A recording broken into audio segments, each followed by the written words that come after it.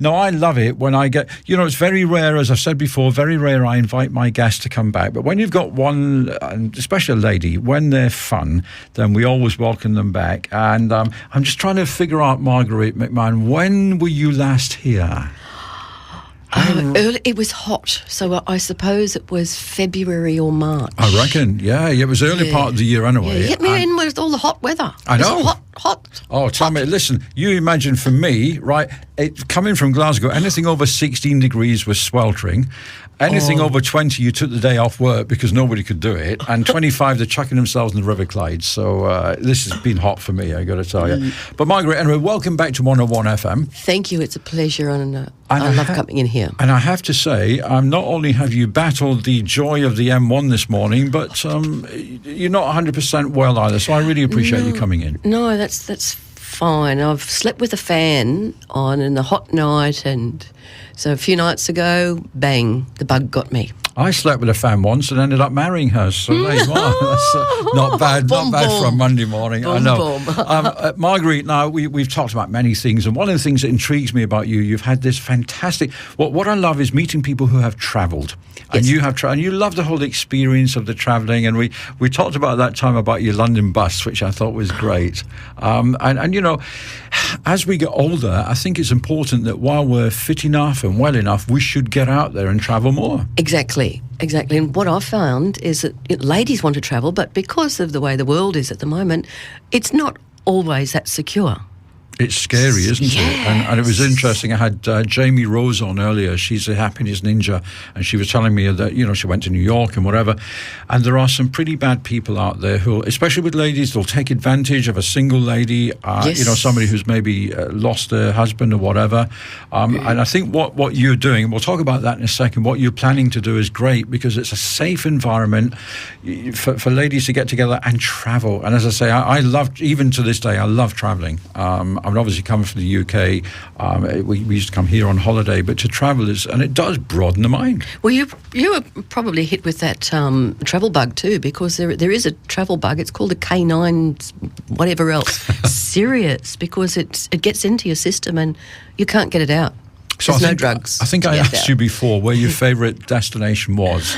Oh, look, I have got to say Italy. Yeah. Italy, and I'm going to say Israel as well. Okay. But with Italy, I've put this group together for ladies only.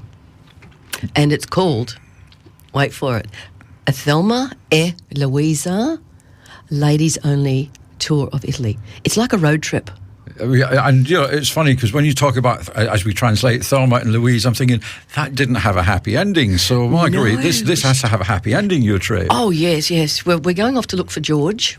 Excellent. So I wish you luck with that. Yeah, 17 ladies, so he's got to share himself around. Wow, lucky George. So tell me, whereabouts in Italy are we going? Okay, I'd love you to come with us. But I'm not a lady, so what can I tell you? My name's not George. So. Oh, well, yeah. And I'm thinking the current Mrs. Bennett might not approve of me on a coach for 17. No. Cancel that idea, Margaret. We're into Rome for 3 nights. Okay. And then from Rome, we're heading down to Pompeii and Naples, and that's our dress-up day. So the girls can go as a Thelma and Louisa. That's amazing. Just talk about Rome for a second, because we went there probably 4 or 5 years ago, and it was just amazing. And you walk a lot, don't you? Yes, there's a lot of walking. And did you throw a coin in the fountain? Yeah, we did that. Now, it was interesting about the Trevi fountains because we kind of just stumbled on them. We were sort of walking and we were doing all the squares and whatever, and we had the map. And typical tourists, we've got this map far too big for us. And Tracy said, I reckon it might be around this corner. I said, no, we're in the middle of it. Look, it's all built up. And there it is. In a back street. Yeah. But what was really funny is they had, there's a policeman there with his whistle stopping people from paddling or jumping into the fountain. And it was like he was just non-stop on this whistle because people are jumping in. But it's an amazing place. And the atmosphere, I mean, we loved the Colosseum. Yes. Well, with the fountain, they say if you throw a coin in, you will return.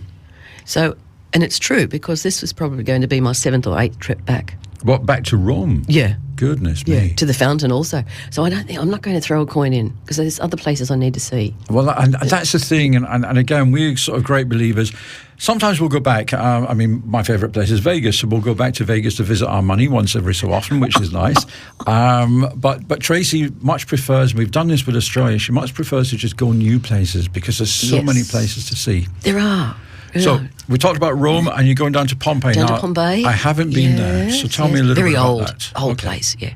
I'd fit in well then, wouldn't I? Well, maybe you'd be a bit out of place. Maybe. You're not as old as there. So swing through there, have a look at Pompeii, and then we come back up through the middle and we're going to another part of Italy. Yes, in Umbria. Okay. And we're staying in an abbey. Wow. Now, there's something that you can't do every day. That's correct. Which is fantastic. And I've been in touch. I ring them all the time, and it's still standing even after all these earthquakes that have been going on. So it's still standing. So we've got a night in an abbey, and I've told the girls that they're not allowed to talk, and there's no drinking. Oh, good luck with that one. Yeah, I would think actually, I would think probably the no talking is more of a problem than the no drinking. But I would say that. And then the next day we're up, and then we head to Tuscany for 7 nights. So we'll go out each day. We'll go to Florence. We'll go to the vineyards. So we'll know our Chiantis from our normal red wines. We'll go to cheese making. It sounds amazing. Lots of photographers are going on board too, coming on board. Avid photographers, they're not professional, but just avid ones. And what I loved about Italy as well, and I guess a lot of it depends on the time of year, but the lighting, if you talk about photography, the lighting, and when the sun starts to go down and the sky, and I'm trying to remember what time of year we were there. It was quite late at night, so it was probably 9:30, 10 o'clock, and it wasn't quite dark. And we went to the Colosseum. We wanted to see it under the floodlights, and the sky, I can't describe the colour of the sky. It was amazing, very romantic. I mean, Italy's a romantic place, isn't it? Yeah, but 17 ladies were.